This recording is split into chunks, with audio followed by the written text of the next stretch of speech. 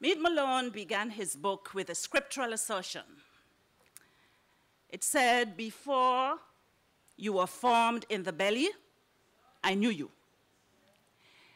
That is to say that before we were conceived, God knew who we were. So we are not accidents of nature.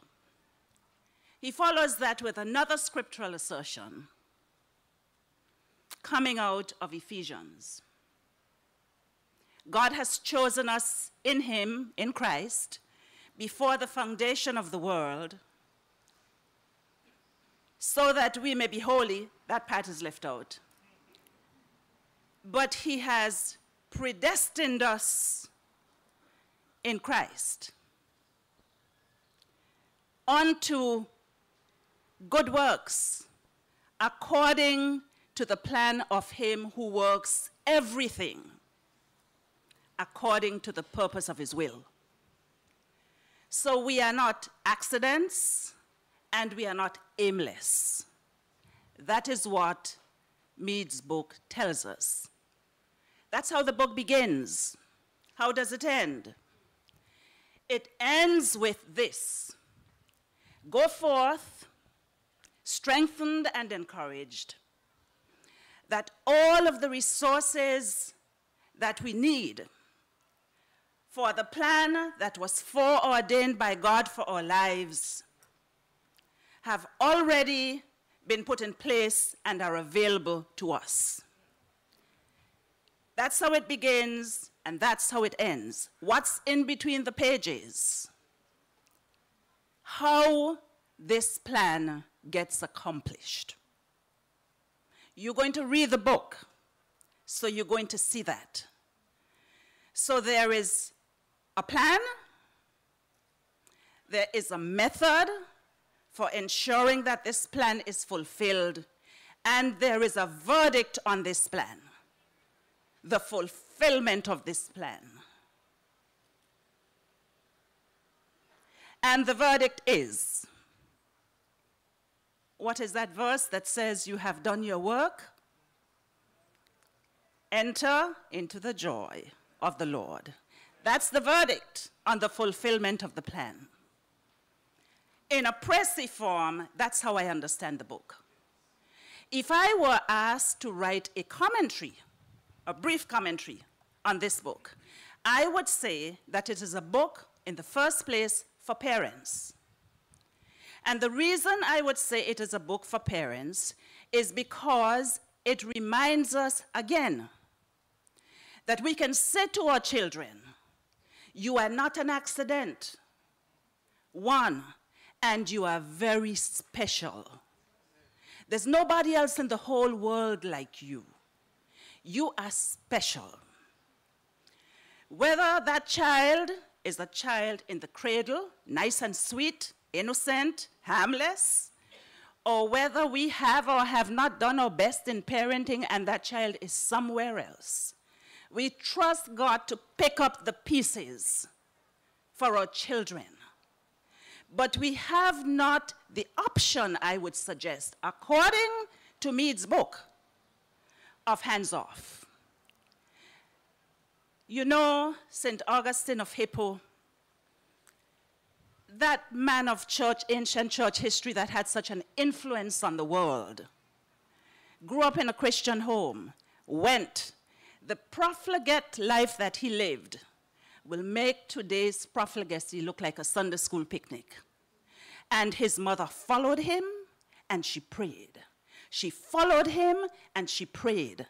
I don't know if she understood that there was a plan for his life, but I know this: she understood that as a mother. And I quote for you from a hymn in our Methodist hymn book: "Lord of life and King of glory, who didst deign a child to be, cradled on a mother's bosom, throned upon a mother's knee. She knew this: for the children thou hast given, we must answer unto thee." It is a plan, I suggest in the first place, a book for parents. I suggest in the second place, it is a book for church leaders.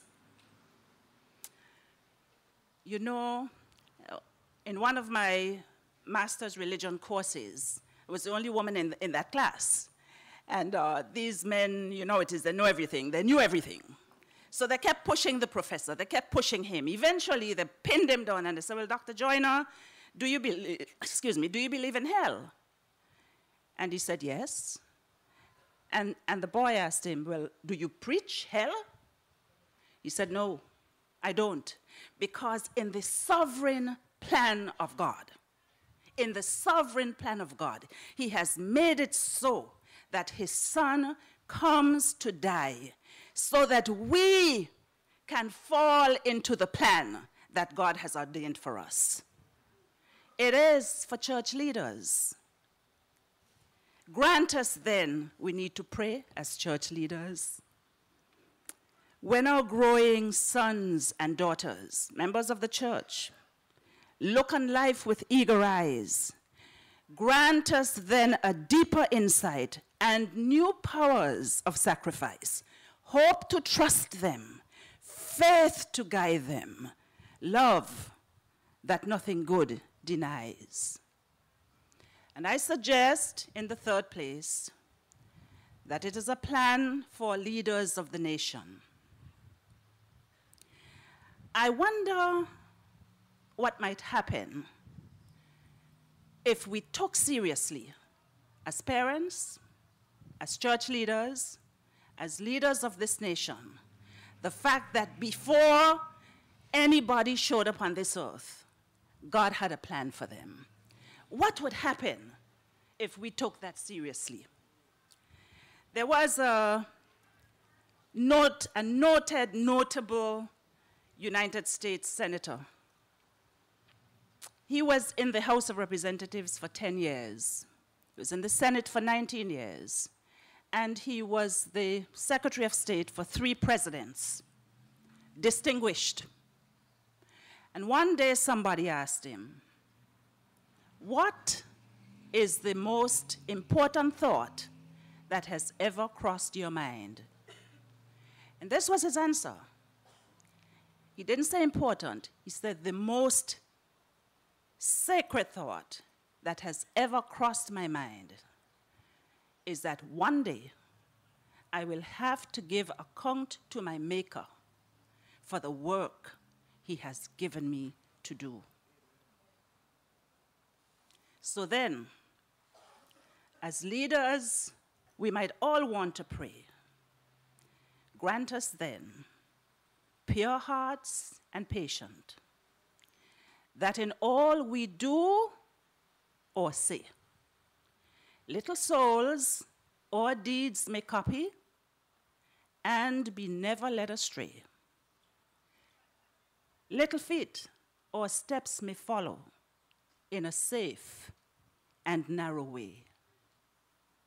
May we keep our holy calling stainless in its fair renown, that when all the work is over, that when the plan on earth is fulfilled and we lay our burden down, that the children, our children, the children of the church, the children of the nation, all of us, that the children thou hast given still will be our joy and crown.